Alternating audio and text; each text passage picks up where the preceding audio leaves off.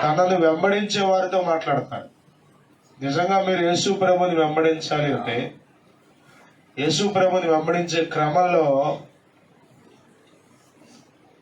అన్ని దొరుకుతాయా దొరకవా? ఇప్పుడు చాలా మంది సమస్య యేసు ప్రభుని నమ్ముకుంటే పెళ్ళి అవ్వదు. ఒక 100 పోసేసాడు అంతే. మరి ఎందుకు ఎవడ పిల్లలు ఎత్తారా? పెళ్ళంట అవుతురా? అసలు ప్రపంచ చరిత్రలో యేసు ప్రభువుని నమ్ముకున్నందుకు పెళ్ళి అవుతాడు ఒక్కడు చూపించండి. ఇదిగోనండి, నేను యేసు ప్రభువుని నమ్ముకున్నాను, ప్రార్థన చేయటం మొదలెట్టాను, చర్చికి వెళ్తున్నాను, అందుకే నాకు పెళ్ళి అవ్వలేదని నమ్మల్ని ఒక్కడు చూపించండి. ఉన్నారు ఎవరన్నా? కానీ మనకేం పోస్తారు?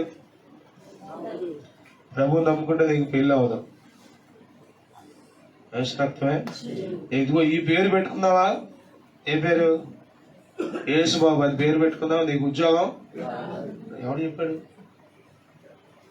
అంటే వాడి చేతిలో ఉన్నట్టు ఉద్యోగం ఇచ్చేది, పెళ్ళి అయ్యేదంతా వాడి చేతిలో ఉన్నట్టు. మనం కూడా చెప్పండి, మనుషుల మాటలు నమ్ముతాం, దేవుని మాటను నమ్మం. అందుకే యేసుప్రభువు అన్నాడు, విచారించొద్దు, అనుమానం కలిగి ఉండొద్దు. దేవుని స్తోత్రం.